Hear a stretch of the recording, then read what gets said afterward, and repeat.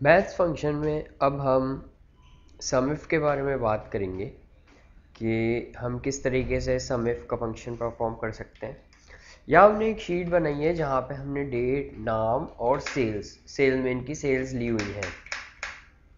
सबसे पहले हमारे पास यहाँ पे फैज़ान मौजूद है। अगर हम इस पूरे डेटा में से चाह रहे हैं कि फैज़ान ने जिस जिस डेट पे सेल करी है उसका टोटल हमारे पास सिर्फ आ जाए, तो सिंपली हम उसके लिए सम इफ का फंक्शन यूज़ करेंगे।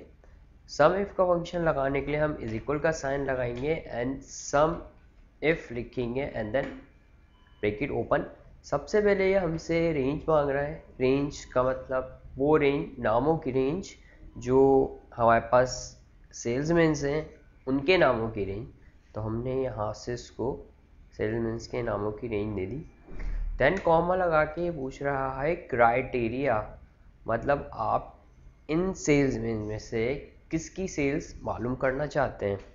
तो हमने बोला फैज़ान की जो सेल्स है आप वो बता दें।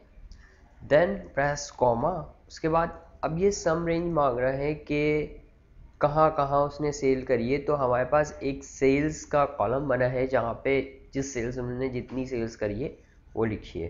तो हम उसकी पूरी रेंज लेकर and then bracket close and then enter. जैसे ही मैंने इंटर दबाया तो इसने यहाँ पे फैज़ान की जहाँ जहाँ सेल थी वो हमें बता दी।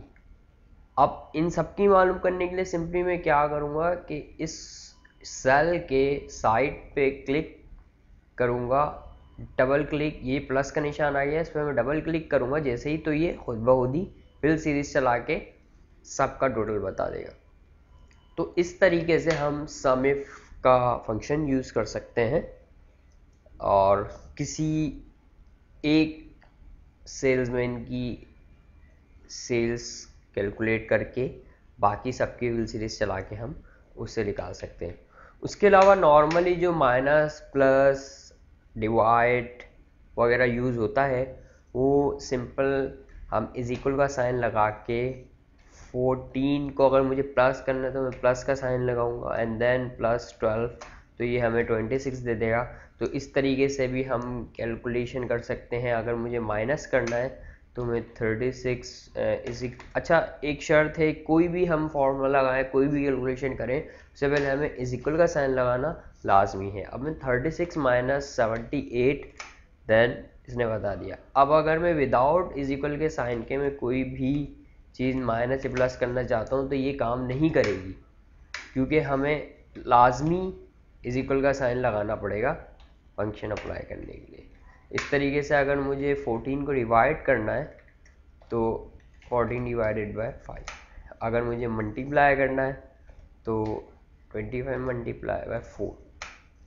तो इस तरीके से भी आप कैलकुलेशन कर सकते हैं और अपना काम कर सकते हैं। इसके बाद हम लॉजिकल फंक्शंस देखेंगे।